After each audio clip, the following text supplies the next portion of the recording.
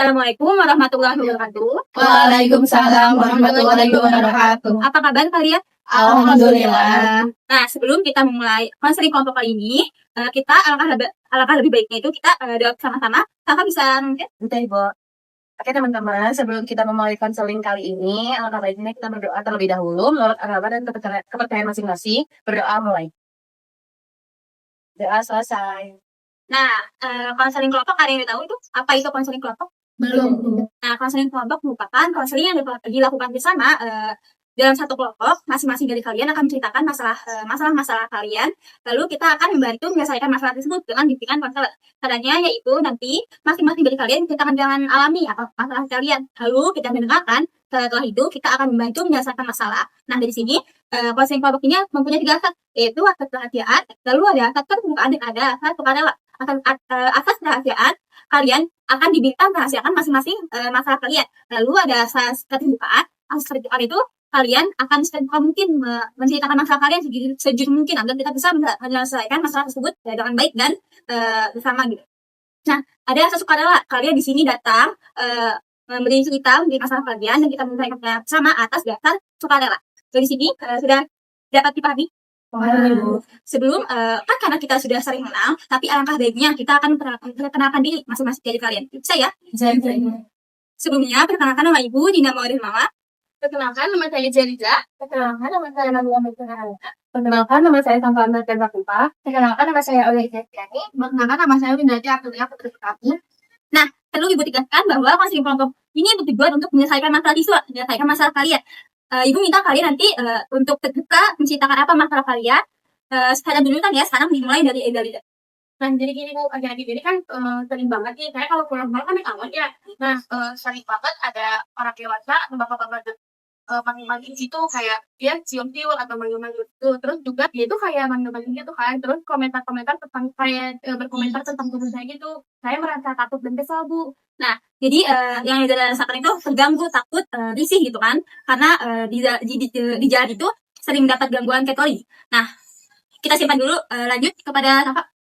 Jadi gini Bu, saya tuh di rumah sering banget berantem sama adik saya. Walaupun masalahnya tuh sepele, cuman gara-gara rebutan remote TV atau enggak karena kamar yang berantakan. Tapi itu tuh jadi sering dan serius gitu Bu lama-lama.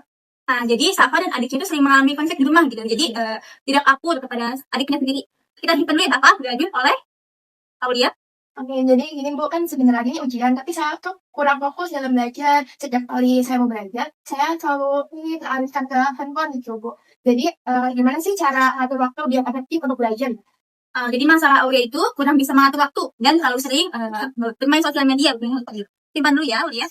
Nabila. Kalau saya itu kayak merasa tertentu sama teman-teman saya karena mereka itu suka ngebandingin nilai saya kalau ke saya yang selalu sempurna sama saya, padahal saya itu sudah berusaha banget buat nilai saya bagus, cuma kayak saya itu merasa saya itu selalu kurang gitu di mata mereka. Jadi Nabila merasa tekanan ekspektasi dari kedua orang tua Nabila. Oke, selanjutnya Linda. Saya tuh merasa kurang percaya diri aja Bu, yang presentasi di depan kamu tuh mulai kayak malu, terus kayak takut belum bisa menjawab atau salah tuh presentasi gitu. Jadi Winda punya permasalahan kepercayaan diri, apalagi ketika berinteraksi di depan umum, di depan orang-orang banyak gitu. Depan.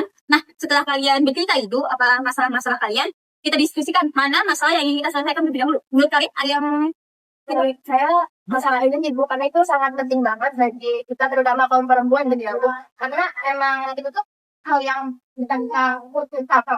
Nah, jadi kita akan diskusikan masalah ujian dulu ya. Oke, sekarang kita akan lebih fokus terlebih dahulu mendiskusikan permasalahan yang ada. Jadi bisa ceritakan lebih detail dari sisi apa permasalahan yang ada.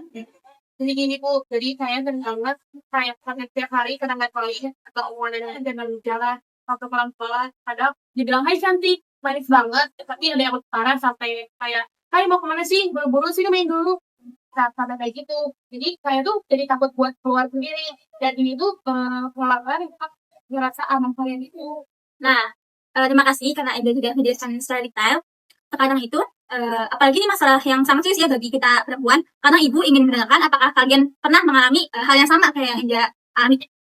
Saya pernah waktu itu saya pulang les malam-malam, terus tuh ada motor gitu yang lewat, mereka tuh nge-catcalling saya kayak hey cantik gitu, mereka tuh ngeketawain saya gitu, terus saya di situ langsung ngerasa takut banget Bu, jadi saya langsung mencet langkah saya, jadi saya ngerti sih Bu apa yang dirasain Hunaida.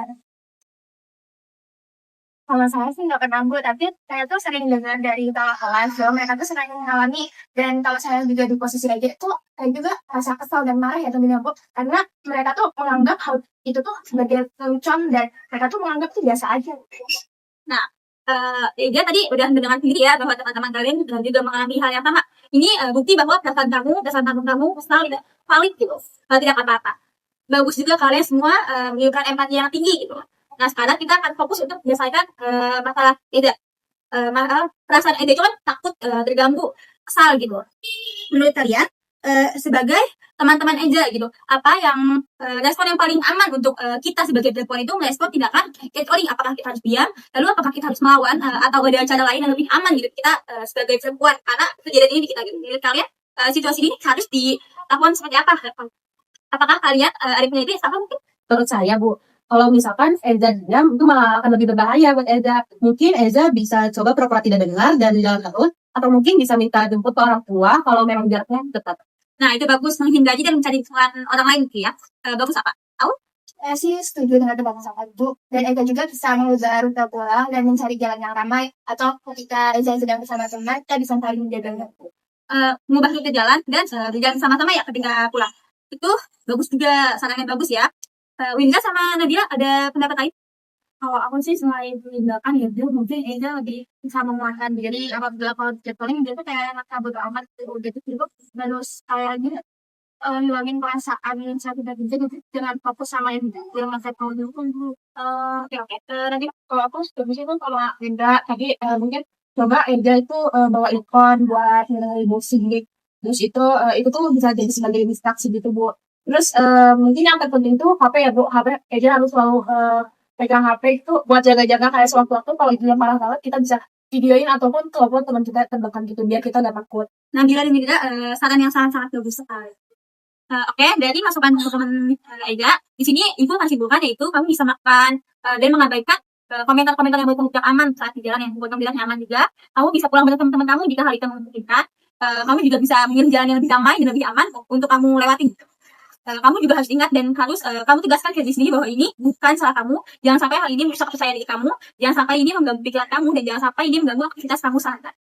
Baik Bu, saat ini saya akan fokus pada saya yang lagi beramai dan juga saya akan bergerak di rakyat saya melalui perhatian. Juga saya akan menjaga dengan handphone. Baik Eda, kita pegang komitmen dari kamu, teman kelompok juga mendukung.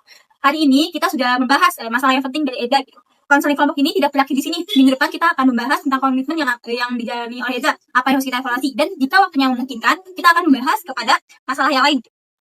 Sebelum kita akhiri konseling kelompok kali ini, kita akan dulu terlebih dahulu. Siapa yang ngomong dulu? Saya Bu. Oke teman-teman, sebelum kita menutup konseling hari ini, alangkah baiknya kita berdoa menurut aturan kesehatan masing-masing, berdoa selesai. Terima kasih atas keterbukaan, kerahasiaan, dan kesukaan kalian hari ini. Dari cerita Eda, kita bisa belajar bahwa menghormati kelompok itu sebuah keharusan. Juga keselamatan diri itu adalah hal yang utama. Kita juga harus dari diri orang saat diri kita tidak dalam rasa aman, saat teman-teman kalian juga sedang dalam situasi itu, kita juga harus berani bersuara dan cerita ke orang-orang. Terima kasih untuk kalian. Ibu akhiri sesi konseling kelompok kali ini. Maaf jika ada saran ibu yang mungkin kalian tidak enak atau omongan-omongan ibu yang buat kalian tidak enak tadi. Wassalamualaikum warahmatullahi wabarakatuh. Waalaikumsalam warahmatullahi wabarakatuh.